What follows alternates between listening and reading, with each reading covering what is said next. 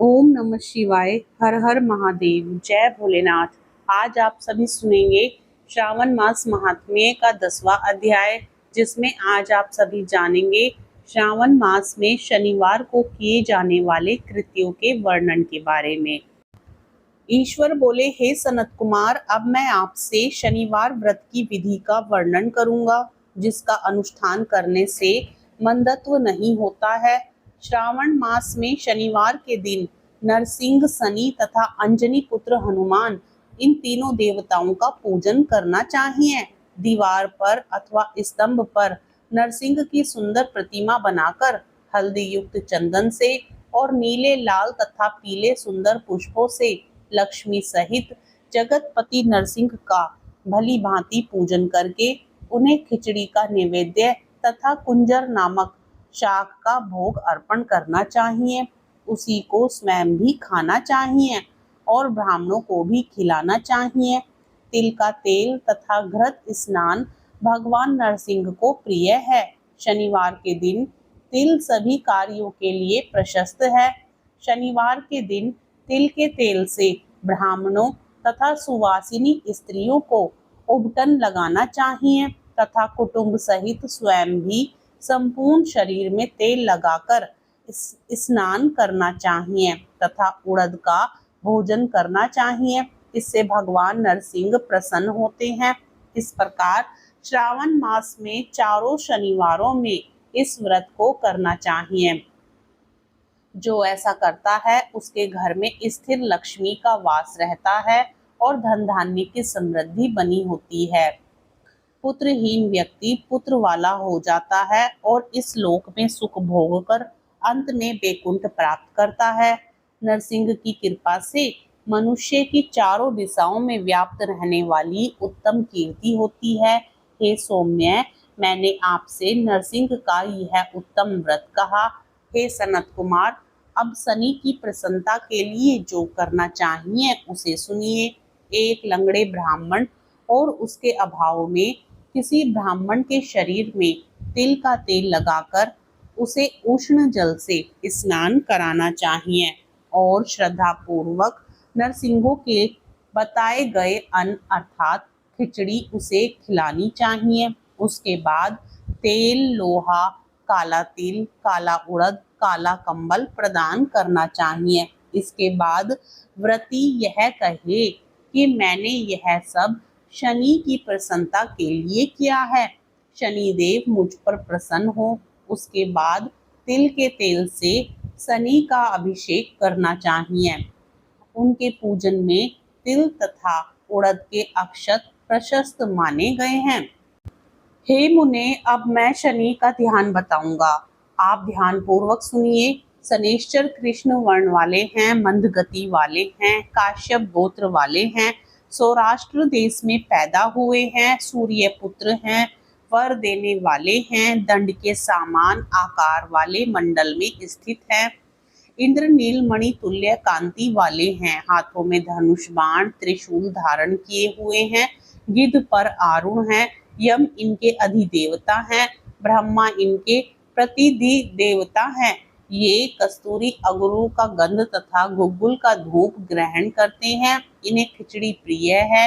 इस प्रकार ध्यान की विधि कही गई है। इनके पूजन के लिए लोहोमयी सुंदर प्रतिमा बनानी चाहिए। हे द्विज श्रेष्ठ, इनके निमित्त की गई पूजा में कृष्ण अर्थात काली वस्तु का दान करना चाहिए।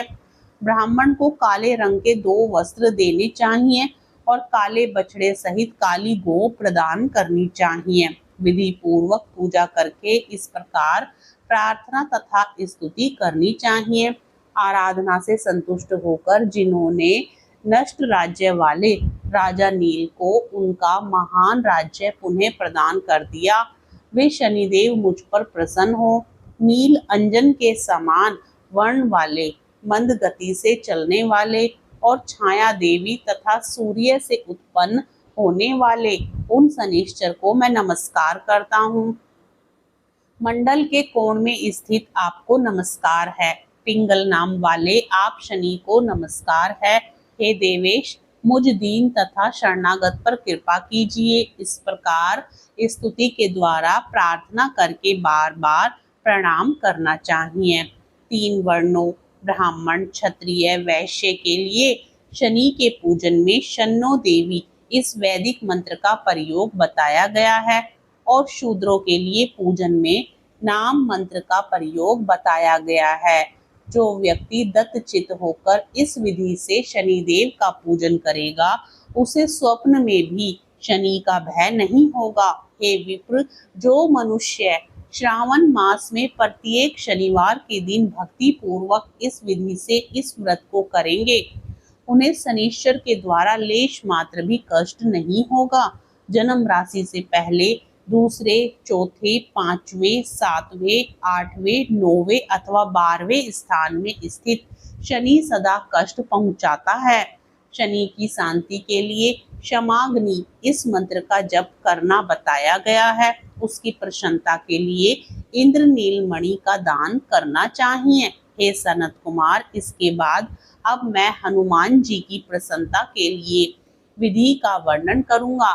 हनुमान जी की प्रसन्नता के लिए श्रावण मास में शनिवार को रुद्र मंत्र के द्वारा तेल से उनका अभिषेक करना चाहिए। तेल में मिश्रित सिंदूर का लेप उन्हें समर्पित करना चाहिए।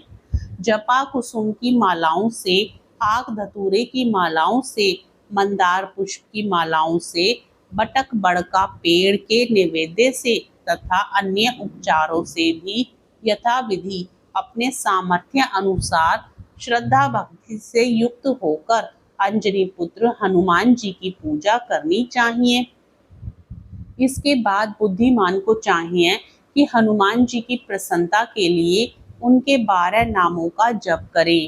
हनुमान, अंजनी पुत्र, वायुपुत्र, महाबल, रामेष्ट, फाल्गुन, सखा, पिंगाक्ष, अमित विक्रम, उद्धति क्रमण, सीता शोक विनाशक, लक्ष्मण प्राणदाता और 10 गृह पद प्रहा, ये 12 नाम हैं। जो मनुष्य प्रातःकाल उठकर इन 12 नामों को पढ़ता है उसका अमंगल नहीं होता और उसे सभी संपदा सुलभ प्राप्त हो जाती है। इस प्रकार श्रावण मास में शनिवार के दिन वायुपुत्र हनुमान जी की आराधना करके मनुष्य वज्र तुल्य शरीर वाला, निरोग तथा बलवान हो जाता है। अंजनी पुत्र की कृपा से वह कार्य करने में वेगवान तथा बुद्धि वैभव से युक्त हो जाता है।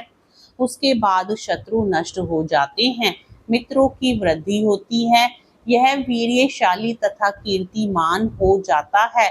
यदि साधक हनुमान जी के मंदिर हनुमत कवच का पाठ करे तो वह अणिमा आदि 8 सिद्धियों का स्वामित्व प्राप्त कर लेता है और यक्ष, राक्षस तथा बेताल उसे देखते ही कंपित तथा भयभीत होकर वेग पूर्वक 10 दिशाओं में भाग जाते हैं। हे सत्तम, शनिवार के दिन पीपल के वृक्ष का आलिंगन तथा पूजन करना चाहिए। शनिवार को छोड़कर अन्य किसी दिन पीपल के वृक्ष का स्पर्श नहीं करना चाहिए।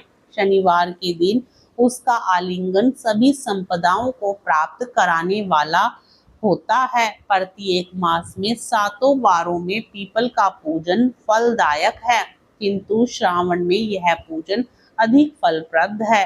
इस प्रकार श्री स्कंद पुराण के अंतर्गत ईश्वर सनत कुमार संवाद में श्रावण मास महात्म्य में शनैश्चर नरसिंह हनुमत पद पूजन आदि शनैश्चर कृत्य कथन नामक 10वां अध्याय पूर्ण हुआ। प्रेम से बोलिए शिव शंकर भगवान की जय।